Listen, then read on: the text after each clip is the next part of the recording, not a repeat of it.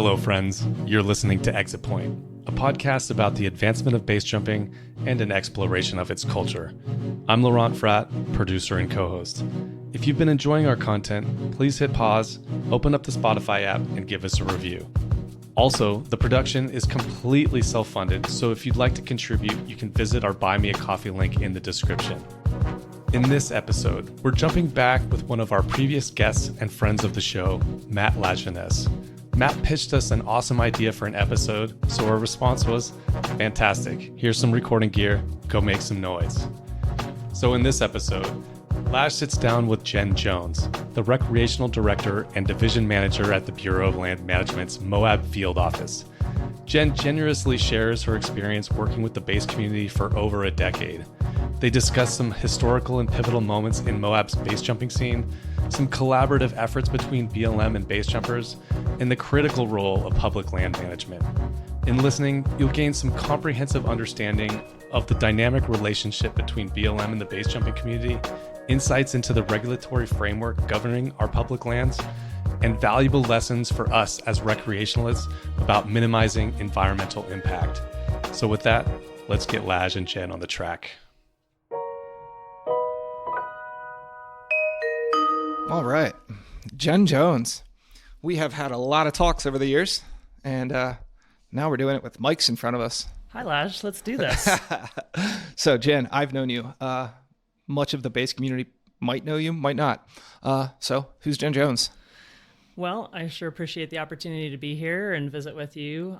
The base jump community is definitely near and dear to my heart, and for, over a decade now, I've been working with the community through my job as the Recreation Division Manager at the Bureau of Land Management Moab Field Office. And we are, I think, known as a base jump capital of the world, or at least the country. That's for sure. Yeah, absolutely. It is a mecca for base jumpers, and you've worked with us for a long time. So how long have you been with BLM? Well, that's a great question. I think Bureau of Land Management and the United States Forest Service, it's about 23 years now, and that doesn't include seasonal timing. My whole goal back in the day was to get paid to be outdoors because I love the natural environment and our public land system. That being said, now I get to experience a lot of other management challenges, not just base, but here in Moab, we have over 3 million visitors a year, and the Moab Field Office manages 1.8 million acres. So The challenges and possibilities are abound. Well, you've been working with BLM for a long time, working with me, well, not working, but sharing these conversations and communicating. Collaborating. There we go, with the base community since I think the first or second fundraiser, which was 2013 was the first fundraiser. In 2014, I think you messaged me saying, hey, we need to talk. I remember thinking, this is bad. I don't know if I said we needed to talk. I think I just wanted to talk. Yeah, because you did. I know Search and Rescue had been in conversations with the base community, and it was really exciting to have this venue of a raffle of a bunch of base folk gathered and have the opportunity to be a representative of the Bureau of Land Management, your public lands, and put a name and a face to the agency. Moab's a pretty unique place, and giving people an opportunity to have somebody to ask questions of and to, as well as provide information, seemed like a great opportunity. And I'm forever grateful that Search and Rescue and you and the community has invited me in. Yeah, it certainly, like I said, you reached out, and I just remember having this guilty conscience, as many base jumpers do. And it wasn't that at all. You were nothing but helpful, supportive, and have helped us carry on the tradition for the last decade. So thank you. Oh, thank you. And if I remember, it was pretty tame back then at the Moab Valley. And what are you saying? Kind of progressed. I don't know if it's progression, but it has certainly gotten rowdier, and we have more. It's evolved over time. We've got stories and we've got growing pains, but more to come about that topic. Yeah, you've worked with base jumpers for a long time, but I happen to know something else about you. Uh-oh. How long have you been We're on mics here. How long have you been going to Burning Man? Oh, let's clarify that. I do work for the Bureau of Land Management, and I do work the Burning Man event. I think it was 2012 was the first year I had the opportunity to be out on the playa and work on the civilian side. I'm not law enforcement. They don't give me the bells and whistles, handcuffs, weapons, anything like that. It's just an educational piece. So the civilian crew is an environmental compliance team and a vending compliance team. And over the years, I've got the opportunity to work with the Burning Man organization and all sorts of burners out on the playa, and many of which I see here in Moab over the Thanksgiving week. Maybe it's GGBY, maybe it's other parties and events. But yeah, Burning Man is it's kind of a Venn diagram of people, right? We have the skydive community that's out there, Burning Sky and others, and so it's a neat paid vacation, shall we say? There you go. I like it. Yeah, I know many base jumpers, no surprise to you, go to both Burning Man and Turkey Boogie. So I thought I'd mention it because, yeah, many of the listeners are in the same spot as you. Well, and dare I say, in 2019, I actually volunteered for the Park Service and went to Bridge Day. Oh, cool. So yeah, Right, I you did tell me volunteered that. monitoring and working there with the National Park Service, and that was a unique opportunity. And I saw some Moabites there, and I've seen some West Virginians here, and there's definitely a dynamic and a cross section of the community that it's fun to connect in different places. Absolutely. So on that note, speaking of connecting with the community, do you recall any of the first times that you remember interacting with base jumpers as a BLM employee? Absolutely. Yep. It was the week after Thanksgiving of 2008. And I remember distinctly that Jimmy and Marta came into the Bureau of Land Management Moab field office and brought us a check and said, "Thank you so much, BLM, for allowing base jumping on public lands." And that definitely impacted me. It was the first time I had met either of them, and my introduction into the base community, and look where we are now. Things have grown, things have changed. Back in the day, Jimmy and Marta expressed concerns about the number of people that were coming to base in the area and the level of experience. And that was one of the reasons they chose to stop hosting an actual authorized, permitted accuracy jump, was concerns for safety and people coming to the area with less than 100 jumps and, from their perspective, maybe not adequate experience to be safe and enjoy these experiences.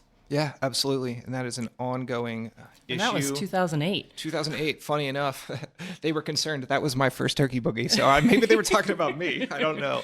I don't know. No specific names, but it was really impactful to me. And I don't mean that as a pun. It resonated deeply. And they were very appreciative. And again, these are your public lands. We are fortunate to have this public land system.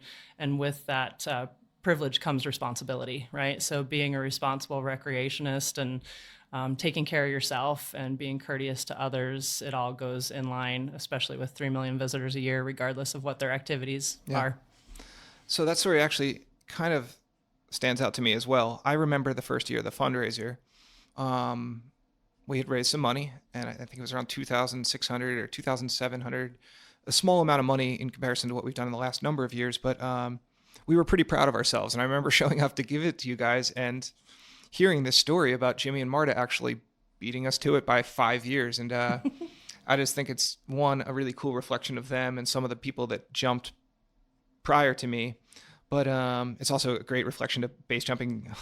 I always feel like base jumpers think they're the first to do something, and life has a funny way of teaching the lesson that you're not, or the cyclical effect. Exactly. But if I can jump in right there, and you can probably keep me honest with your great memory of which year it was that the raffle donated $2,000 to the Bureau of Land Management, and we collectively decided to purchase swag bags and start handing those out to people. I think you threw them at the crowd, Jen. No. This was years later. Okay, years all right. later that I started throwing them at the raffle. But as if $2,000 wasn't exciting enough and a sincere commitment to the leave no trace, responsible recreation piece. Do you remember what happened the following year? Remind me. The raffle, aka the Turkey Boogie participants, the base community donated $10,000 to the Bureau of Land Management.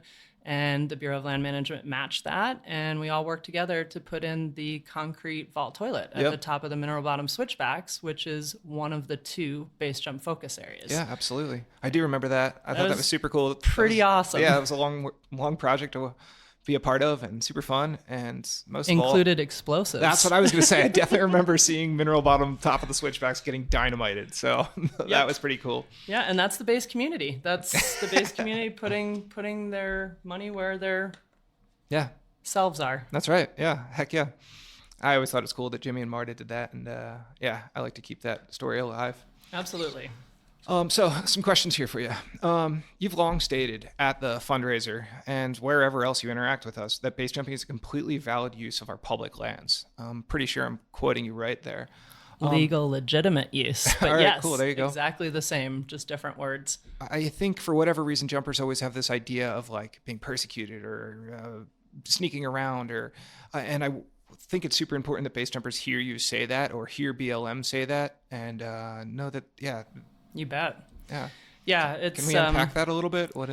Sure, I can try. I don't want to get in the way of anybody's individual persecution complex and their issues and needs. It's not a hide and seek game as far as the Bureau of Land Management goes. We are Department of Interior, so we're a sister agency with the National Park Service, but we have different congressional mandates. And in terms of BLM, it's a multiple use sustained yield mandate. So base jumping is legal and legitimate. As I mentioned, the Moab field office, I believe, to the best of my knowledge, is the only field office that has base jump focus areas identified in their resource management plan. And that would be the Tombstone area as well as the mineral bottom area. And the primary management for those base jump focus areas is base jumping. Yep. Yeah. Absolutely. Yeah, I think it's pretty cool. I've heard that before, that it's the only one in the country. And so when jumpers come here, when I hear, jumpers concerned about closures and stuff like that, I was like, hey, no, work with them, communicate with BLM. My understanding is that they've long worked with us. So just be I do think it's interesting. I reached out to the National Park Service, then New River, National River, now National Park. But for Bridge Day, they had the one and only permitted base jump experience within Department of Interior, and they also allowed for tandem base. So years ago, in working with Steph Davis and Mario Richards, I found it ironic that I was reaching out to the Park Service to ask questions about base jumping and permitting. But that's what we did. And back then we did an environmental assessment. I want to say it was around 2009 to allow for base jump guiding, commercial guiding, as well as tandem activities. So like you said, nothing's necessarily new, but things come around and go around. Yeah, absolutely. It's cyclical yet again. So let's talk a little more about those base jump focus areas. What exactly does that mean? What? It means that the Moab Field Office recognizes the activity of base jumping and that those are highly desirable areas. Of course, with the Navajo sandstone and the Wingate Cliffs, they provide adequate elevation for people, I guess, of all experience levels, or maybe hopefully more experience than less experience, to have successful opportunities there. Certainly with Tombstone, there's many, many other activities that are going on in that area. There's the popular rock climbing, there's mountain biking, there's hiking, there's everything else, in addition to cattle grazing and four-wheel drive activities. So there's a lot of recreational opportunities right within that area, but the BLM has recognized base jumping in Tombstone and Mineral as a primary use. Cool. Love it. Hey, something came up a minute ago. It was guiding and tandem base. Yep. I think it'd be important if we maybe comment on them. There's a couple people, including myself, that are currently profiting off that side of things. And that comes with a lot of opinions from our community and from outside our community. And I guess I want people to know, one, the rules that myself and other companies have to abide by, and that we are insured, permitted. We work with you and sometimes get called into the office like, hey, we need to talk. Not bad, but what have you done? Or just called with questions too, right? Yeah, absolutely. Yeah, again, legal, legitimate use. The Bureau of Land Management has what we call special recreation permits. The Burning Man event is actually the agency's largest special recreation permit, so very different than just a commercial guiding service, but an event nonetheless. Special recreation permits are a process through which National Environmental Policy Act is completed. It's a federal action to authorize commercial activities, and therefore, the process needs to be followed. It could be an event as small as, say, a family gathering or four-wheel drive user group type situation. It could be something large like here locally, we have the Easter Jeep Safari event, or numerous endurance running races, horse races, photography workshops, night sky viewing, horseback riding, canyoneering, rock climbing. There's all sorts of activities that are authorized under special recreation permits.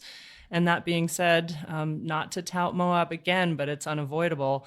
They manage over 500 special recreation permits right here in this office, which is more than any other office in the agency. That's crazy. That It's is big. wild. Wow. And so, yes, you are one of those permit holders. Cool. Yeah.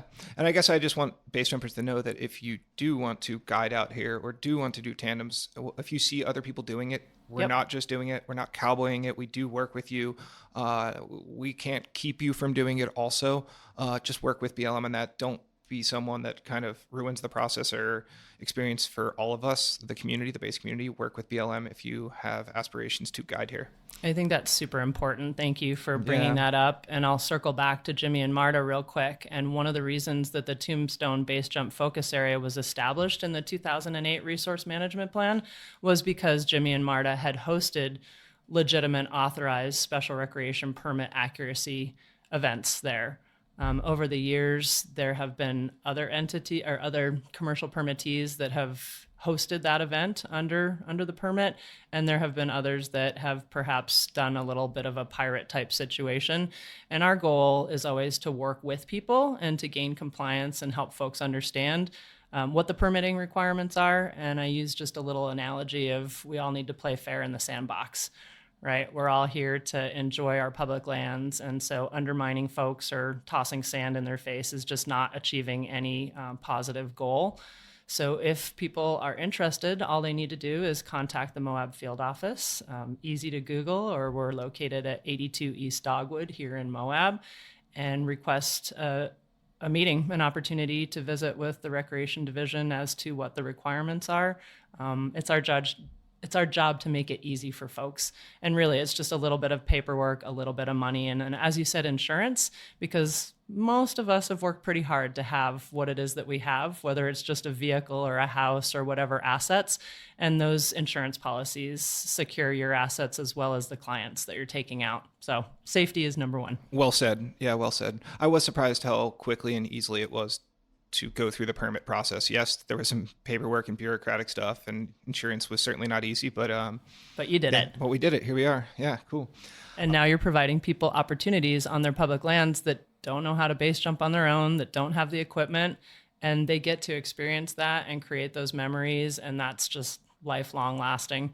So it doesn't matter if it's tandem base or guided base or commercial river running or any of the activities that I listed. The commercial guide services are invaluable in terms of getting people out on their public lands and helping them to appreciate those recreation experiences and just general awe of the public lands. Cool. Yeah, I agree with that. So there's been a couple like key lessons or things to keep in mind when recreating in the desert that I've heard you kind of pound into the community's heads over the years. And sometimes we do well and sometimes we don't. I just like to take this opportunity to kind of go over some of those rules.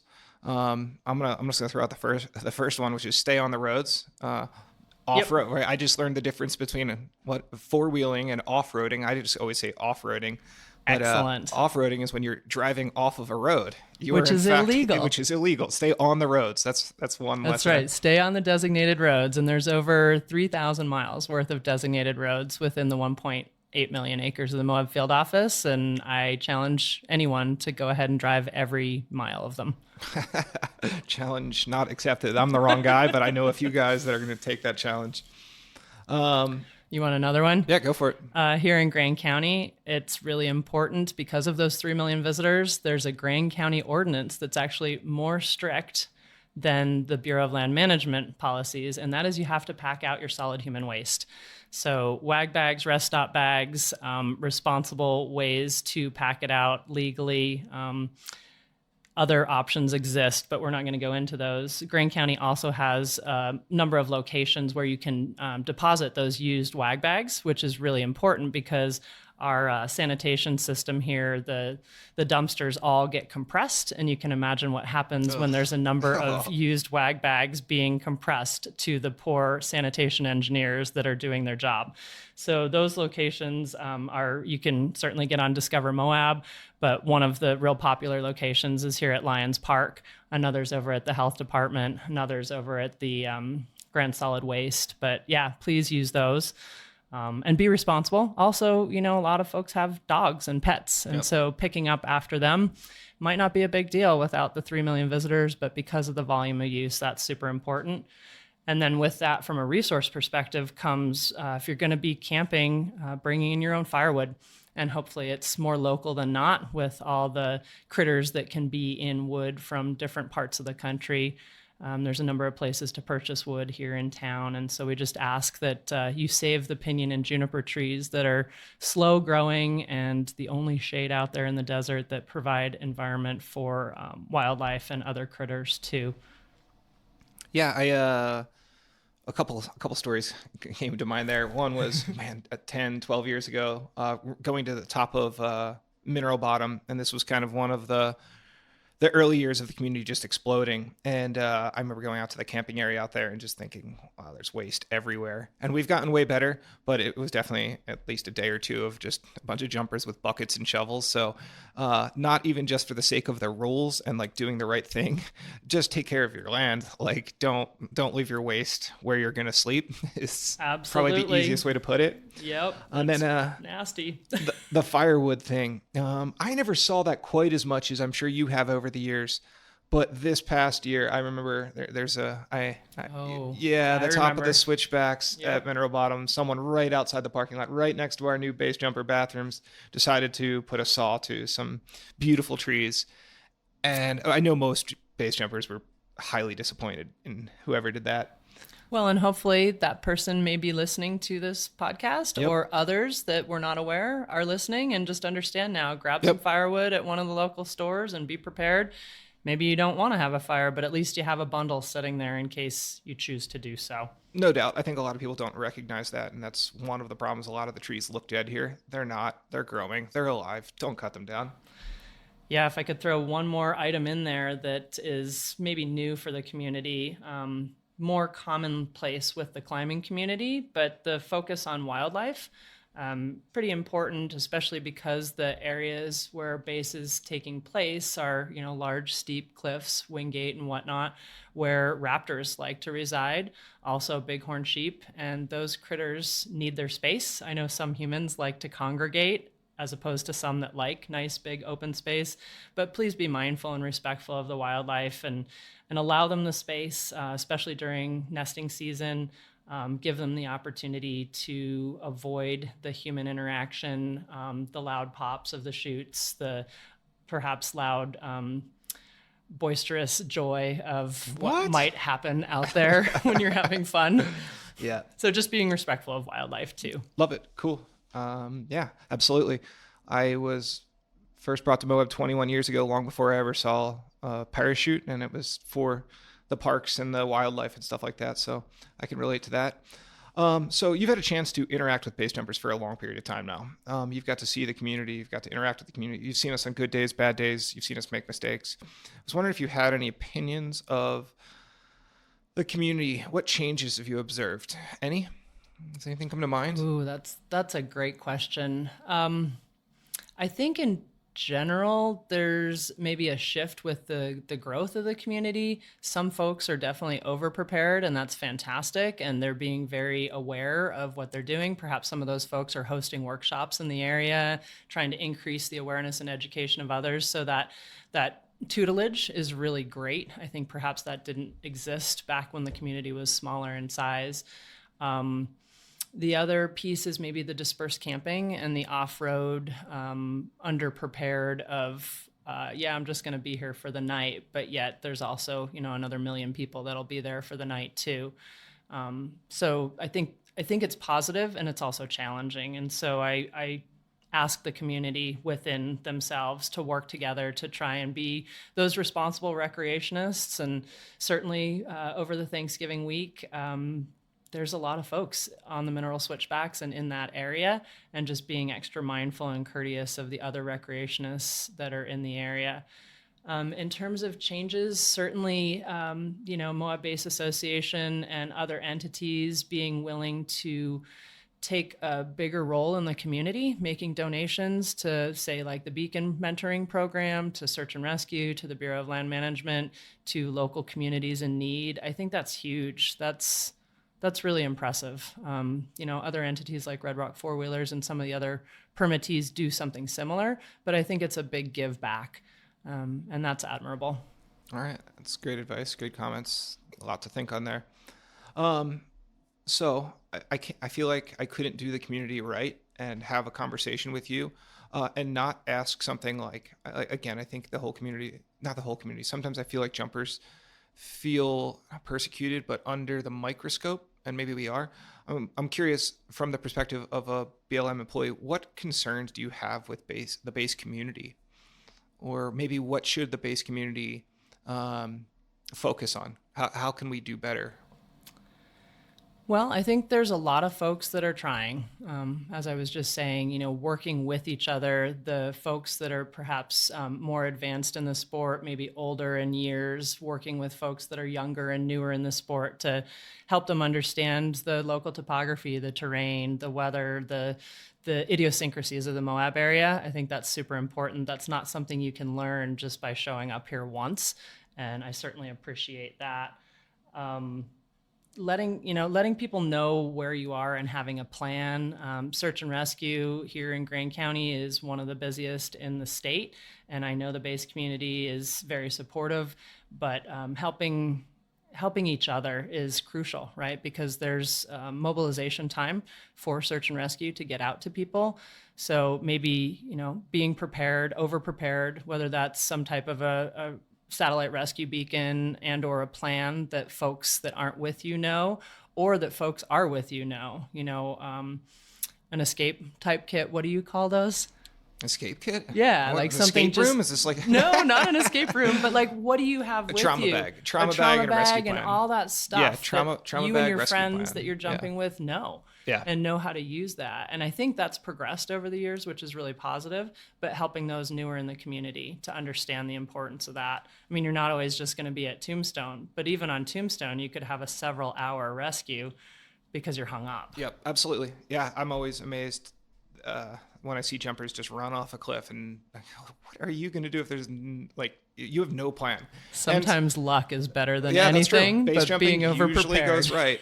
That's crazy, but I think that was good advice.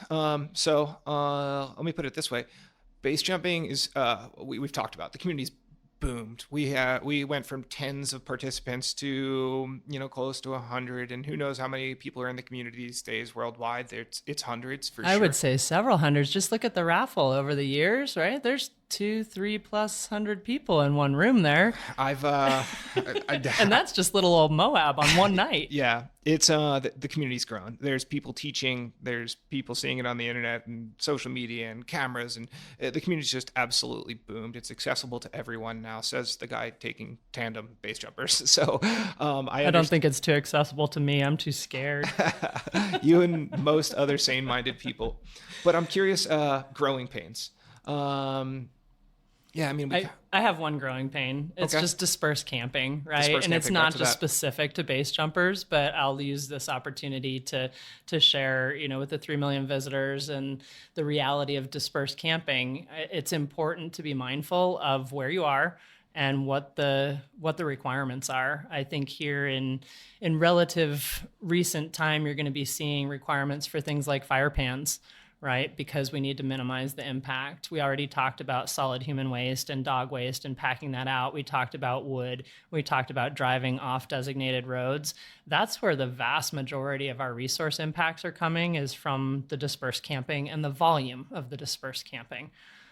So I'll throw that out Cool. as a growing pain, not just specific to the base community. Definitely want to be clear there. Yeah, no, for sure. I think it's interesting because, from the growing pains that Moab sees with other user groups and other recreation activities and just what base jumpers are seeing, and it's an abundance of people. It's just, it's a huge population, and base jumping was long this activity that people didn't know it existed. Then it was, you didn't really know where we were or what we were doing. And but we like seeing you. Yep, and it's super fun, and most base jumpers like being seen. Not all, but not all, and that's okay too. And that's one of the really big fun things that you and I have talked about over the years. Of wouldn't it be neat to bring the accuracy jump back or other types of events? Yeah. Not a bridge day per se, not to that volume, but I've talked to many folks, not just locals, but people that come over from the Denver metro area and the Salt Lake area, that they literally come down for Thanksgiving specifically to watch base jumpers. Yeah, pretty and cool. that's kind of neat, right? Yeah, absolutely. Not that you want to be seen, but I'm telling you, people are coming to see you. It is pretty cool. Well, things have influenced that over the years from different events, different accidents. Yep. The Space Net was a big one for a number of years. Yeah. Management challenges. Yeah, absolutely. And I guess if more me talking to the community than you talking to the community, it's, yes, most of the year there's handfuls of jumpers in Moab, but there are definitely times of the year that our presence is known, and it's definitely more on the radar to the Moab community, BLM office, other agencies locally that are starting to voice concern. And I guess I want jumpers to know that it should not be seen as like this right or a free-for-all. Think about how you're coming to Moab and what your presence is. I realize I'm very much intertwined with what has happened with Turkey Boogie, and I've long known that and tried to figure out how to navigate that. I don't have all the answers. Simply, if I tell people to stop coming, I'm going to get a bunch of middle fingers and people laughing in my face. It's not going to happen. Correct. So we might as well work together and have these conversations. And I think that's something I'd love whoever's listening to take away from this, is that we're all people trying to enjoy our public lands and take care of things so that they exist for, future use, not just ours, but others. And that's the mandate of the Bureau of Land Management. And again, with that privilege comes responsibility. So being a responsible recreationist is a cool thing. Yeah. I don't know if you're going to convince all base jumpers no, that's the but cool I'm thing. I'm going to keep cool. trying. It's already been a decade, and I'm going to keep going. There's a Billy Madison scene I'm recalling here, but I'm going to move beyond that. I don't know the Billy Madison one, but I remember... Pee in your pants is the coolest. I remember the gentleman that jumped, I think it was called Dark Star Exit there on the switchbacks, and we renamed it Knee Rearranger because he was down there for so long, and... I showed up with BLM law enforcement, and he looked up at me and he's like, don't worry, I brought my own wood.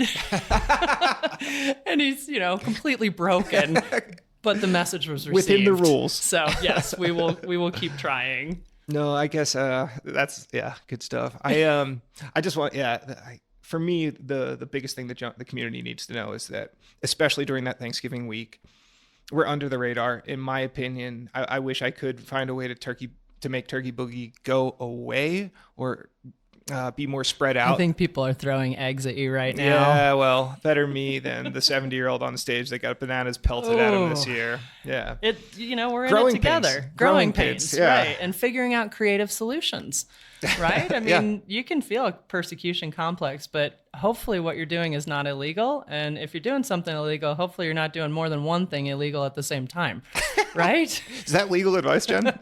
No, I do not give legal advice. So we're kind of talking about it, but maybe a little bit dancing around it. And Turkey Boogie. Turkey Boogie's the number one thing that I think most jumpers would all agree, saying, all right, this is... what is Turkey Boogie? What is Turkey Boogie? Yeah, well, we long kind of operated under the smoke and mirrors of the rules and not congregating in one area. And I don't think Jimmy and Marta called it Turkey Boogie. Did they? I believe they did. Yeah. Did they? Yeah. Oh, well, then I guess we need to ask Marta. I've asked a number of times. In fact, at one point, Jimmy wrote the history of it for us once. I remember Yeah. that. And I don't think at first they did. but I think it just kind of stuck. They started around evolved. 2000 and then 2002, 2003. Sorry for any of you guys that were there that I might be messing up some of the information, but I'm pretty sure, it kind of I naturally came do around. remember seeing Jimmy's brief history of that now that you remind me. No, yeah. So what is it? Well, I don't know. I think it's probably a lot of things depending on who you ask. Absolutely. From the Bureau of Land Management's perspective, as you mentioned, it's never been a permitted event. It hasn't required, to the best of my knowledge, registration, any registration fees. It hasn't had a predetermined course. It hasn't had an itinerary or agenda schedule of events that would fall into what BLM would call an organized group event. I don't believe it's commercial in nature. To the best of my knowledge, the activities that take place during the raffle, all the donations, all the ticket sales, all of that happens on private property and does not in any way impact the Bureau of Land Management.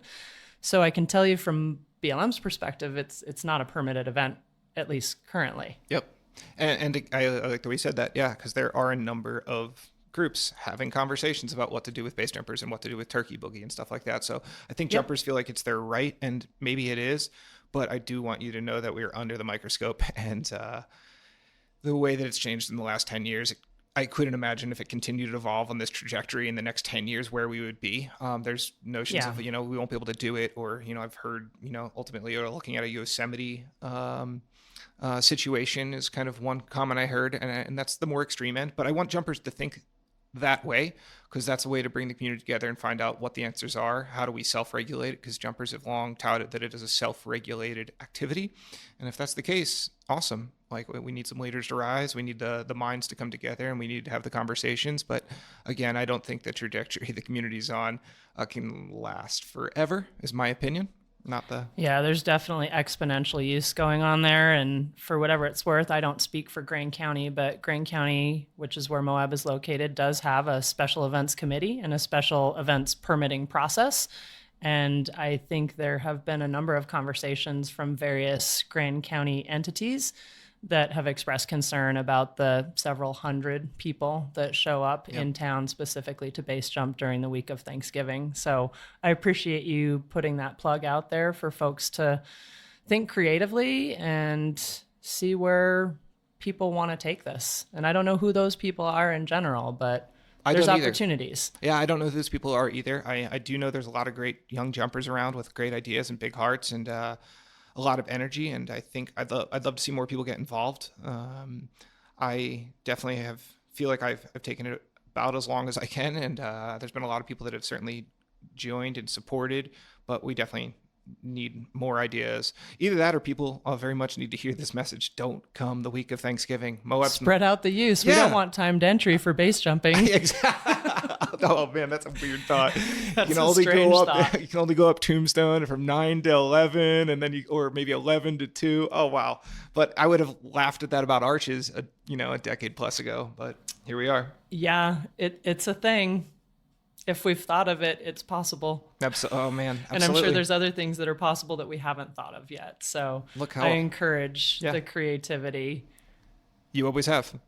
And we've seen a lot of great stuff come out of the community over the years. Wild stuff, but it's been entertaining. Well, and as I said, I think there are so many well-meaning individuals that are super creative, knowledgeable, intelligent within the base community. It ceases to amaze me, the skill set and the demographics of the community. There's so much out there, and it doesn't matter what your particular area of expertise or skill set is, the willingness to share it with the community in general, and certainly those that are newer to the community, I think is essential. That's how we further our general knowledge base. Well said. Yeah, I've always been amazed at that part of the community as well, just who you can bump into and what their strengths are. And sometimes also what their weaknesses are, myself included.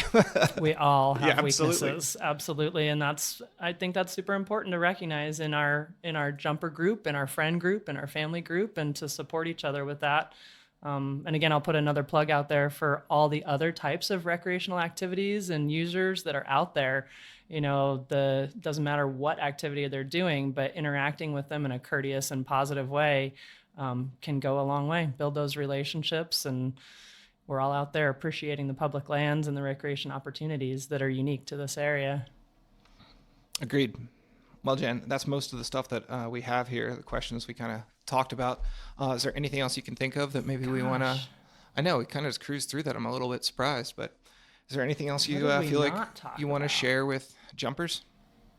Well, I think that the Bureau of Land Management is open to your questions. Most importantly, it doesn't matter who you are. If you've visited with me at the raffle and we've been yelling at each other to try and hear each other and talk about potential closures, and I'm able to point you in a direction to the e-planning website so that you can go read the National Environmental Policy Act documents yourself and educate yourself about them.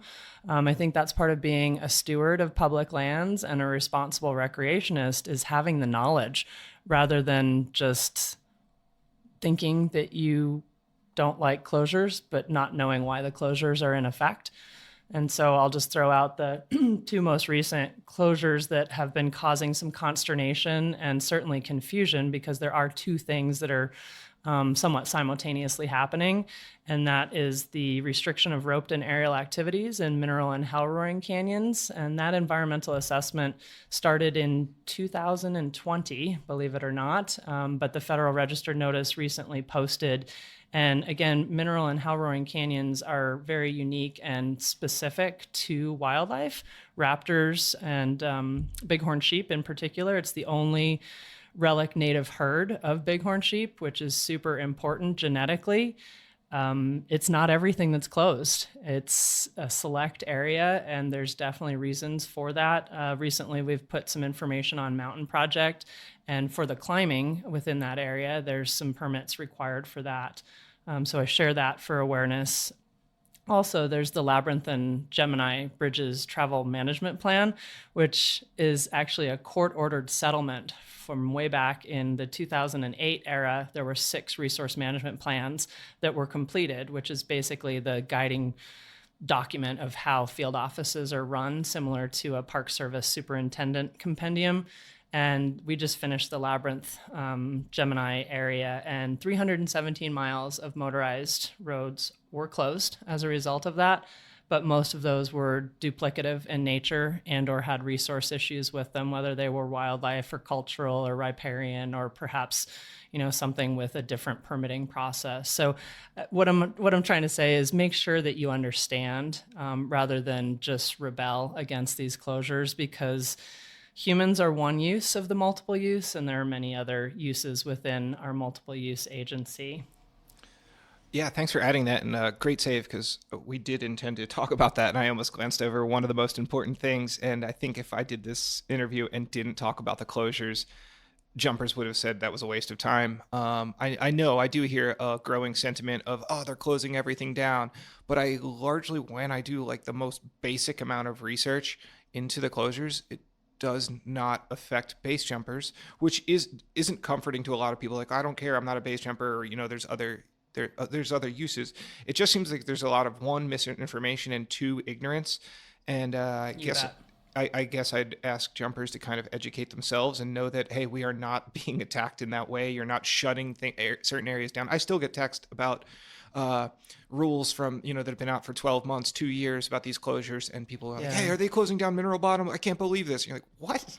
Well, and you might remember back, what was it, 2008, so maybe 2010, when the pipe fencing went in up by Mary's Gash on the top of Mineral. People were pretty upset about that, and the rationale was because people drive all to the edge of the cliffs, and there's raptors on the edge of the cliffs. So do we really need to drive to the edge of the cliffs? No, probably not. In fact, now there's a fantastically large packing area in that zone, right? And so vehicles aren't blocking the packing. So, there's ways to work within the constraints, and I absolutely concur with your comment about be informed. Don't just rebel. I understand the tendency, but be informed about public lands management, resource management, and the whole multiple use piece of it. And that they are your public lands. And, to be a steward means that you too can be involved. None of these federal actions happen without a NEPA document or National Environmental Policy Act document being created. And typically there's public comment opportunities, and you can always find this on e-planning. We want you to be aware. We want you to be informed. And of course, we want you to be safe and enjoy your public lands. I'm going to add that this might not be comforting to some people, and I understand that, but a lot of the closed areas, 90% of base jumpers would never go to or access. There's definitely some out there. I mean, there's a lot of people that live here that explore every inch of this place if and when allowed. But yeah, you're not taking away base exits that we've long been jumping. I appreciate that. The other piece of it is you can still explore that on foot. Yep. You don't necessarily have to exit. Yep. Understood. Well, Jen, what else have we missed? You tell me. I went through all of them. I appreciate it. But yeah, I appreciate it as well. Yeah, I definitely appreciate it. We've had a lot of conversations over the years. And hey, something I want to say is this year, oh man, as you know, the fundraiser has seen some chaos. It's become a circus like none other. And I laugh about it in some ways. In some ways, I've always questioned, what have I done? And just shake your head. Yeah, and I realize, trust me, I've definitely had a role. Most of the ridiculous games have been my idea. I know one year you called At me least and you said, admit heard you and some other people got some new tattoos. And anyway, I think the most... Well, hey, I brought an antelope last couple years. And a dancing rather poo. Ridiculous. And a dancing poo. A dancing poo, yes. Yeah, I think the most embarrassing thing I can think of is this year was the whole... The getting booed and stuff like that. It seems the community was just, I'm not sure if it was the facility and the alcohol or what, but I've known you a long time and you've long worked with us. I think you've worked with us longer than most base jumpers have been base jumping. And yeah, you deserve more respect than that. So I do apologize for my portion of that. Well, I appreciate the opportunity to be the only one that's in a uniform during those raffles. I definitely stand out. You make yourself a target. You know what? It's really provided the opportunity to have hundreds of conversations out there in the field. Oh, I saw you at the raffle, or hey, I saw you at the raffle last year. Are you going to be there this year? And so it's building relationships and hopefully creating that opportunity to, again, as we started, put a face to the agency and provide a person to ask questions of and to, and create awareness and understanding and appreciation and stewardship ultimately. Agreed. And that's why I wanted to have this. Thanks for the opportunity. Yeah, two-way street. That's why I wanted to have this conversation, is just to make the community feel that you guys are approachable, accessible, and have long worked with us. And I hope we've done that. Absolutely. And we'll continue to do that, right? This isn't the end of an era, I hope. Yep, agreed. And if anyone does have ideas or does not like my ideas or Moab Base Association's ideas or any other figurehead in the community, be that figurehead, or, share your ideas. Exactly. Share your ideas. Yeah. Be a leader. Step up. I love it. Call to action. Be involved. I think it's fantastic. Support your public lands, support each other, support your community, and of course, stay safe. Jen Jones, I appreciate your time and Thanks, yet another Laj. conversation. Yeah, man. Thank you very much. You rock. All right. You as well. We hope you enjoyed this episode. If you have any thoughts about what you've just heard, please don't hesitate to hit us up. A big shout out to Mark Stockwell, our sound mixer and co-producer. We love you, man. If you'd like to learn more about the podcast, please visit exitpointpodcast.com. See you on the next one.